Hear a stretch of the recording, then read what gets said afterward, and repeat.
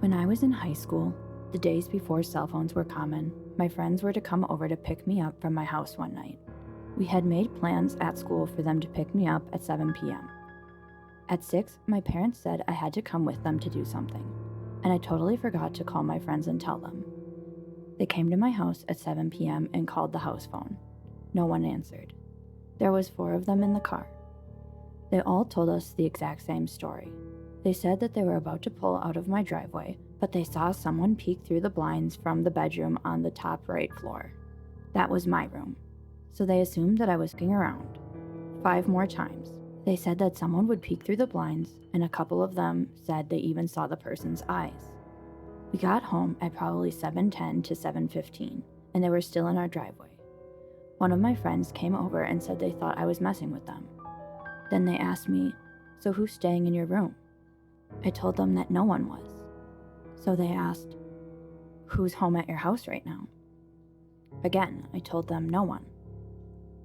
Their stone-cold faces then told me what they had seen repeatedly over the last 15 minutes. At first, we all thought there was a burglar in the house or something, so we called the cops. They came over and inspected the house. There was 0 signs of break-in. Nothing was touched and nothing was stolen. Our house had an alarm on it, so there is no way someone could have come into the house without setting off the alarm. My family, my friends, and the cop all kind of stood around for a few minutes, trying to make sense of the situation. My friends swore up and down, and still do, that they couldn't have imagined what they saw. All 4 of them saw the same things, and it wasn't a particularly dark night, so their eyes wouldn't be playing tricks on them. To this day, none of us can make sense of the situation. Between 15 and 17, I worked at a relatively famous indoor rodeo, which is known to be haunted. There have been paranormal investigators out to confirm. The entire area around said indoor rodeo arena is said to be haunted too. I never believed in ghosts till I worked there. I would have to be there until well after the rodeo ended, and most everyone had left, usually around midnight to 2 a.m. My mom worked there too, and she was one of the last couple of people to leave. I got a lot of creepy vibes within my first few weeks working there, constantly feeling like I was being watched, seeing shadows where it didn't seem logical for a shadow to be, unexplained cold spots, stuff like that. I chalked it up to being a really old, creepy building.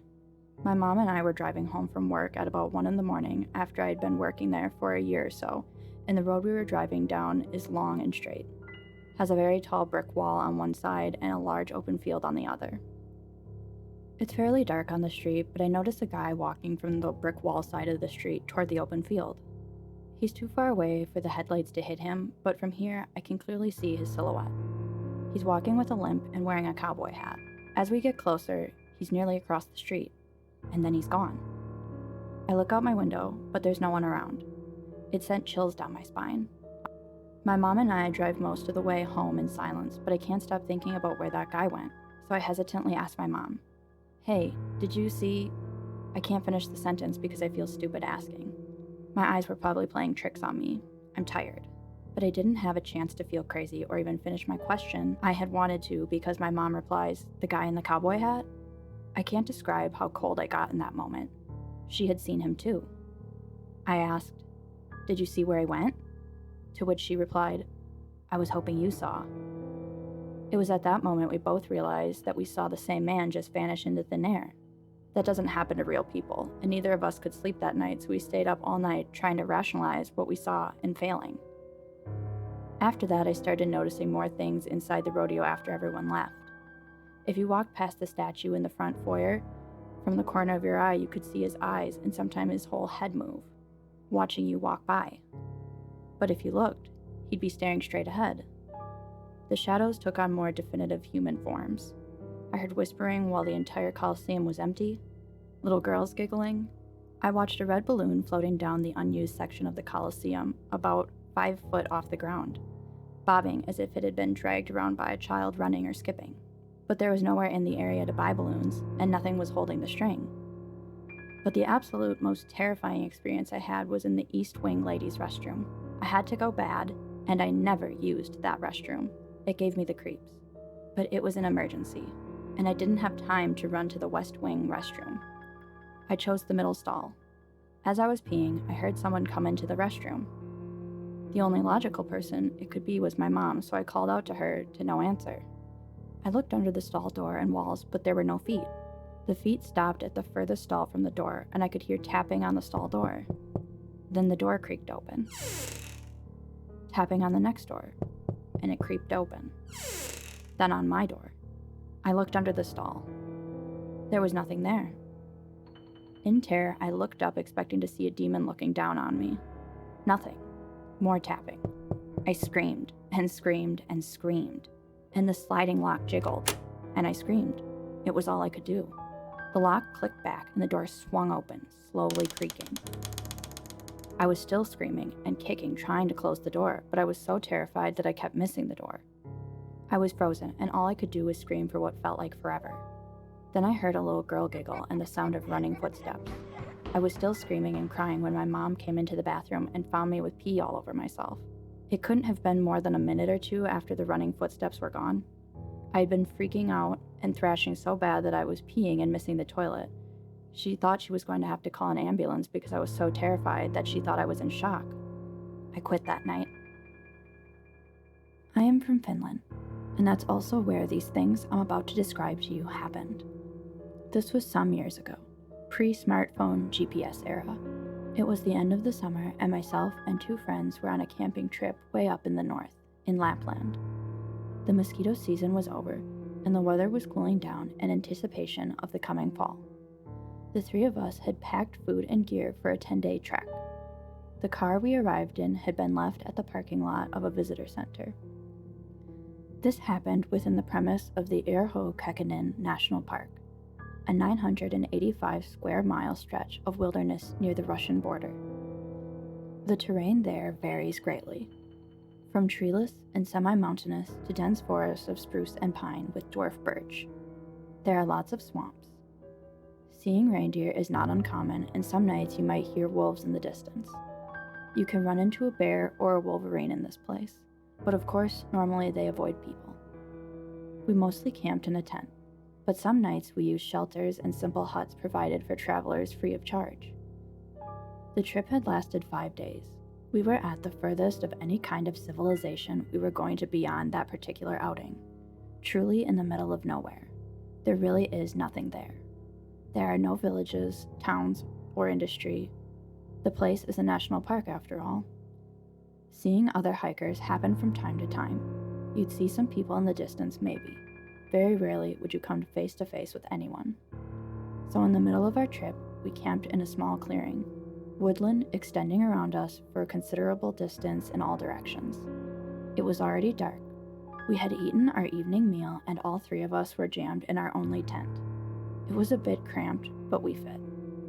We took turns carrying it during the hikes. We were just exchanging some jokes and crude humor in the dark, like guys in their 20s do, about to go to sleep in our sleeping bags.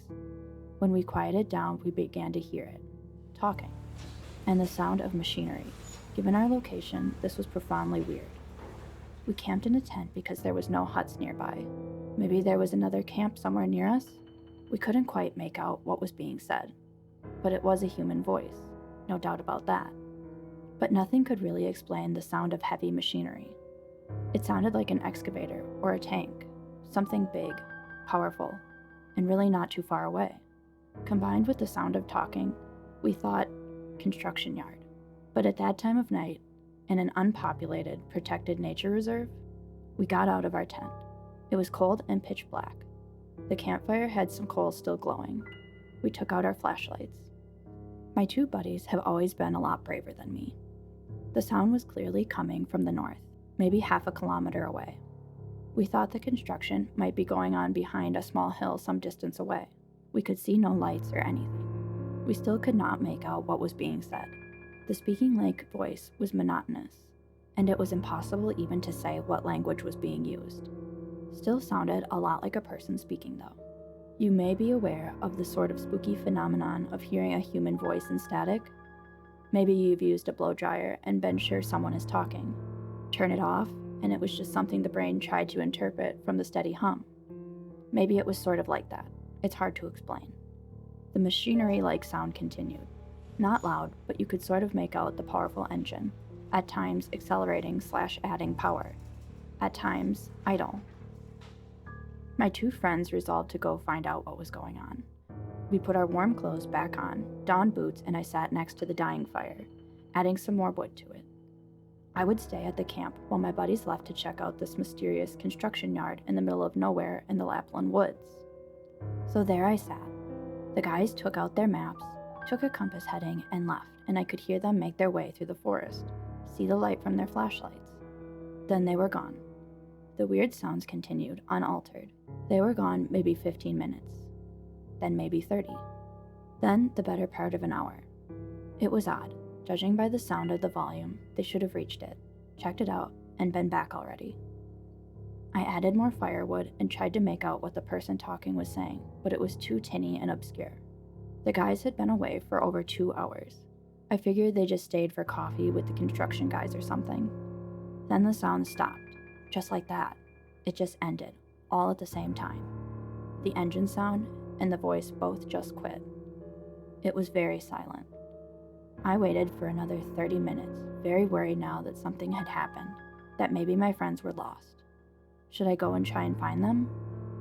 I shouted their names several times and built the fire pretty big. I was scared shitless when suddenly I saw the flashlights of my friends. Apparently they were returning in a hurry. The guys got back to camp, out of breath.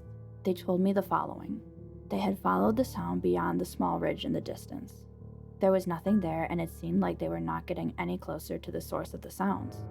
They had to stop every now and then, be quiet, and listen to it to be able to walk towards it. They walked and stopped like this for some time, then realized they were not getting any closer. The sounds did not change in volume at all.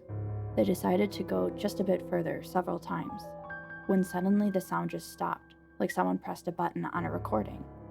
They realized they had been going on for a long time. They were in the middle of the dark woods alone. They reversed the heading and started back at a brisk pace. Eventually, they saw my big-ass fire from on top of a hill and found their way back. The weird thing is, we seem to think the sound stopped at different times. They had been gone 2.5 hours in total. They said the sound stopped at around the 1 hour 15 minutes mark, after they left. Then they started to head back immediately. Return trip taking a bit longer even though they kept a good pace. They apparently wandered around a bit. For me, the sound stopped at the 2-hour mark, just 30 minutes before they returned. We did not sleep that night. Nothing more happened on that trip, and we never found out what the weird construction yard sound was about. When we returned to the park's visitor center some 5 days later, we asked around, but no one knew of any ongoing construction taking place in the whole national park area. It's been bugging me ever since. I hope you enjoyed the video. If you did, don't forget to hit the like button and the subscribe button for more content in the future.